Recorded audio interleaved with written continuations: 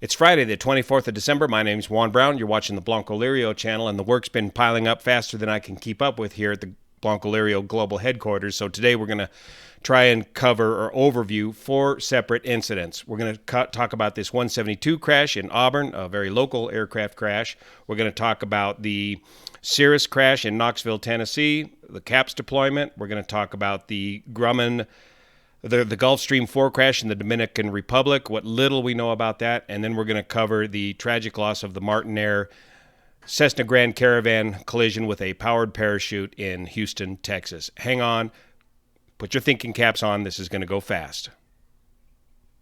On Wednesday, the 22nd of September, a Cessna 172N November 6280 Foxtrot crashed while on approach to runway 07 at Auburn Airport and ended up on top of this house located, ironically enough, on Miracle Drive on the straight-in final for runway 7. The local news is calling this the miracle on Miracle Drive, as this pilot survived. There was one pilot on board the airplane, and there were 2 people inside the house. This crumpled-up mess ended up penetrating this house. The pilot was found in the hallway with some broken bones and taken to the hospital, where he's expected to fully recover. The 2 occupants in the house were unscathed. So let's take a look at the Adsb data. On Wednesday, the weather up here in the foothills, we've been getting a lot of good rain, which we need for the drought. On Wednesday, the weather was marginal VFR up here at Nevada County.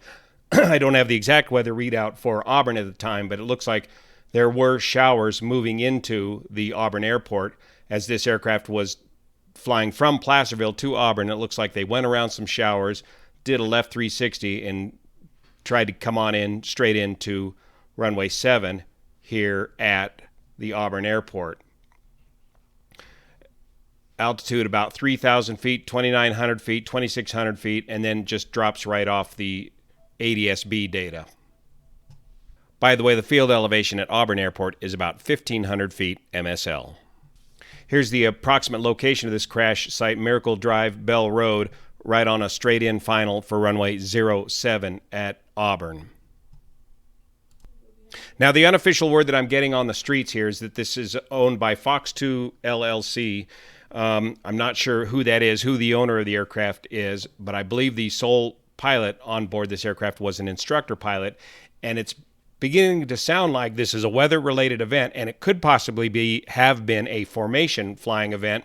2 aircraft flying back from Placerville to Auburn. The lead aircraft made it in fine. The second aircraft here did not, which brings up a couple of points. If you're formation flying in the weather, which we practice a lot in the military, and these guys might very well be former military pilots, I don't know, but this can be a very disorienting situation in IMC conditions or marginal VFR conditions, especially if you look at that track where they made the left 360.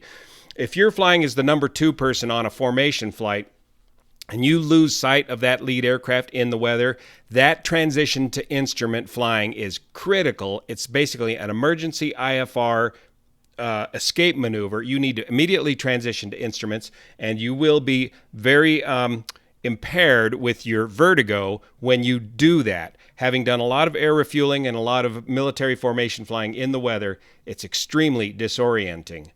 So this may be a factor in this crash. We do not know at this time. It appears that the engine was running fine at the time of this accident. Looking at the crumpled remains of this aircraft, it does look like this was a loss of control of the aircraft.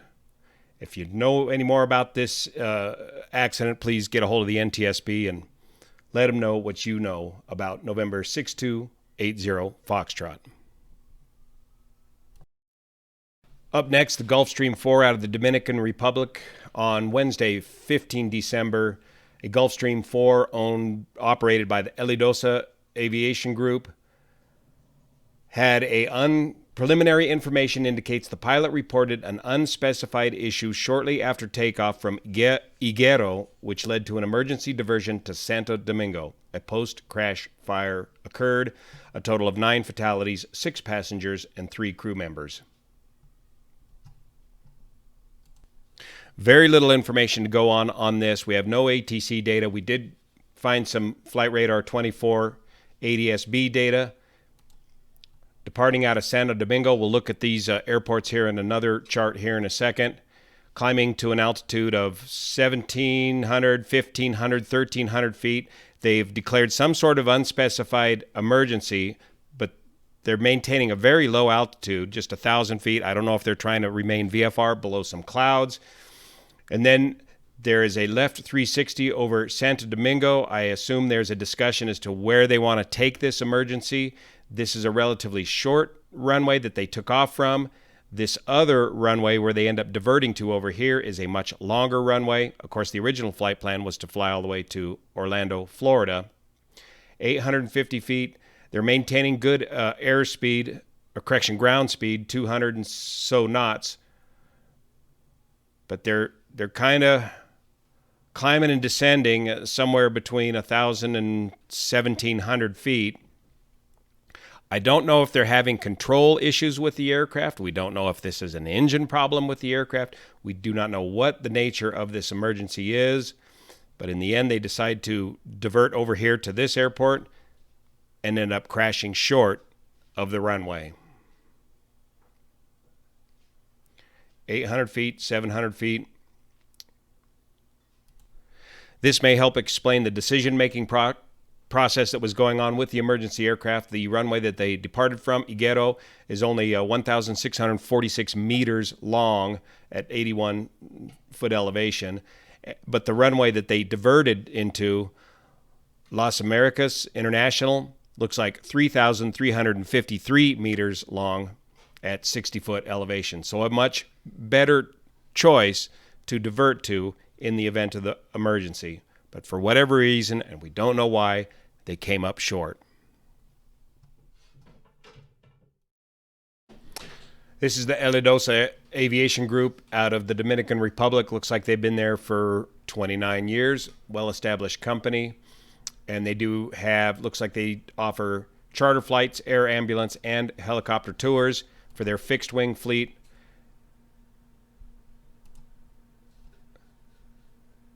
They've got a bunch of Cessna Citation jets, Gulfstream G400, and the Gulfstream G4. Looks like they've been around for enough years to establish an SMS safety management system and have received all sorts of awards for their safety and service.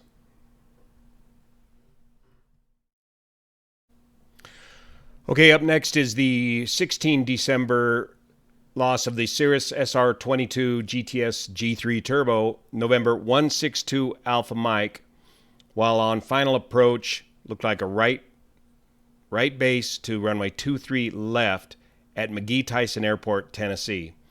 Narrative: a Cirrus SR-22 GTS G3 Turbo, November 162 Alpha Mike, was destroyed when it was involved in an accident while on approach to runway 23 left near McGee-Tyson Airport, Alcoa, Tennessee. One occupant was fatally injured. I believe that was the owner-operator of the aircraft, and another survived with serious injuries. The pilot pulled the emergency parachute system, that's the CAP system that's installed in all these Cirrus aircraft, and a post-crash fire ensued. The cause of the accident is unknown. The victim was the CEO of MyGo Flight, and he was performing a demonstration of the company's Sky Display heads-up display system. Now, it'll remain to be seen if this was a factor at all in this accident, and I'm not so sure that it is a factor in this accident after looking at this data. Here is the MyGo Flight website. They offer a lot of different aviation accessories for small aircraft, and I believe this is what he was working on here. Sky Display heads-up display. This is very interesting technology. It's coming to general aviation soon. We've been using it for years in the military and in airline flying. The Boeing 737, many of those models of Boeing aircraft are equipped with a heads-up display. The accuracy of the heads-up display in the 737 aircraft is so accurate that you can do a Category 3 landing in very low visibility without the use of the autopilot by hand flying the aircraft via the heads-up display. Here's the Adsb data for this flight. He was in the pattern here at Tyson McGee Airport. If you listen to the ATC tapes, it's a very pretty busy airport. And here on the final pattern, at pattern altitude, which means he's about 1,000 feet above the ground and then descending for his landing, right base entry to 23 left, he was following behind an Allegiant Airbus aircraft. This is the track of the Allegiant Airbus aircraft. Looking at the time and the altitudes, coming straight in for, well, I'm not sure if it's 23 left or right, but they're parallel runways. Let's take a look at that. Stand by. They are parallel runways of approximately equal length each. And here the Airbus is on final at 0652.35. At the same time, the Cirrus is on the right downwind. The Cirrus makes a right base entry. The Airbus is coming from 1,675 feet down the glide slope for the approach. The Cirrus is below the Airbus at 1,375 feet, 1,300 feet, 0653. So less than 1 minute later, it looks like the Cirrus is crossing and underneath the wake turbulence of the Airbus 737, or correction, the Airbus, the Allegiant Airbus. Now, what that means is, wake turbulence is a very strong force behind the aircraft. We'll do a quick wake turbulence review here. If you're a passenger on an airliner and we're on a long straight-in final, it's been a smooth flight, a smooth descent on in, and as we get closer to the airport, all of a sudden we get into this rocking motion. It seems like the aircraft rocks up to the right usually and just kind of hangs there for a minute and knocks around and then comes back level. That's us getting involved with wake turbulence. There's specific wake turbulence separation that all of us airliners got to maintain from one another, but it's a very powerful force.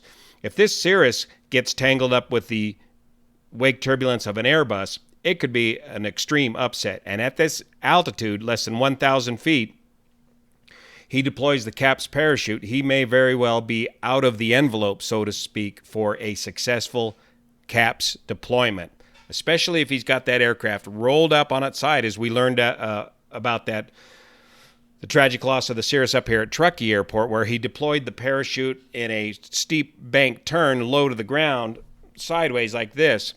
The CAPS parachute does not have time to right the aircraft and land successfully under the parachute.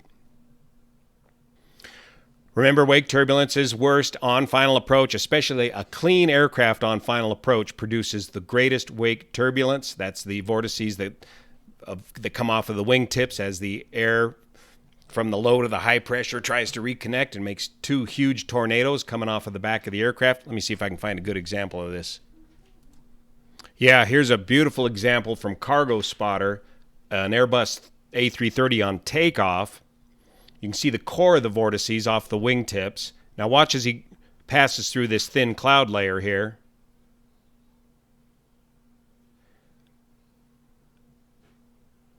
And the wingtip vortices begin to form. Right wing and left wing. Two huge tornadoes following behind the aircraft.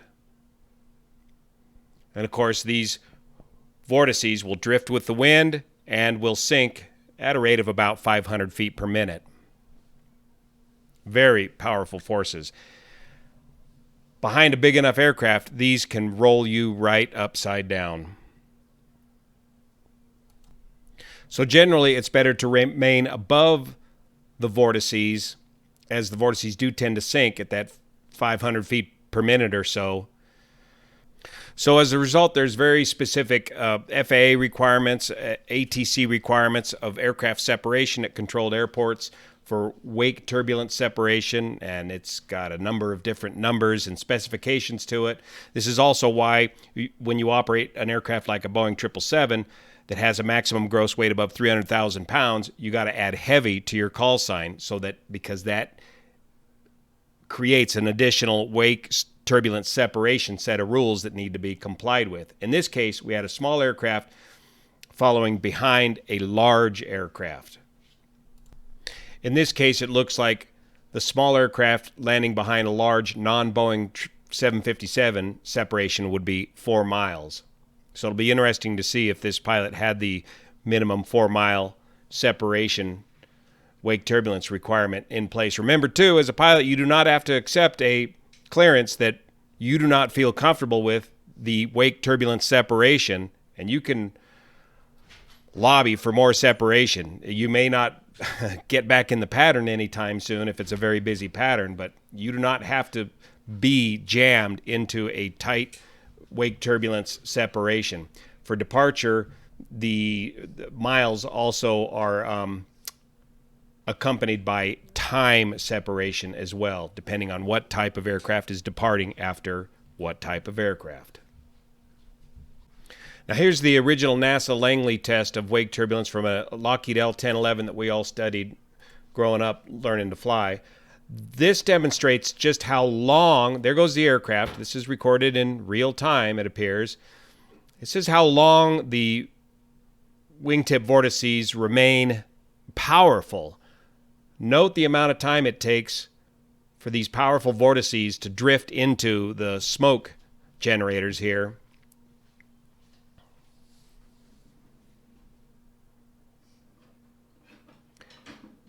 The vortices are beginning to hit, and then this smoke is going to loop completely around in a tornadic formation. All this time after that aircraft passed by the smoke generators. Again, those vortices are drifting downwind and downhill.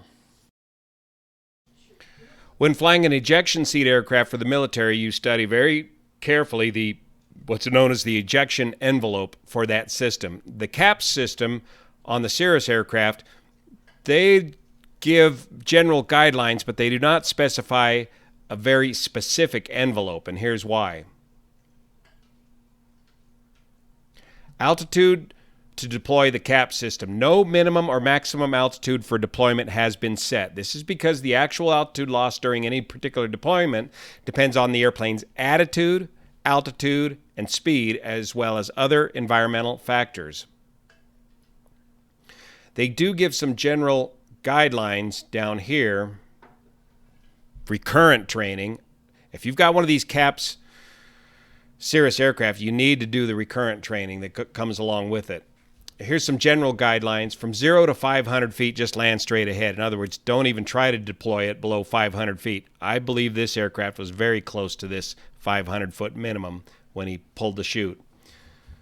500 feet to 2,000 feet, deploy the CAPS immediately. You may or may not make it. Above 2,000 feet, should be fine. Those are just some general guidelines from Cirrus. And again, if you have got that aircraft rolled up because of a wake turbulence upset, or you deploy that parachute in a wake turbulence upset and continue to wrap that parachute around the aircraft, we don't know if that happened or not in this case, but getting a successful chute deployment may very well be jeopardized.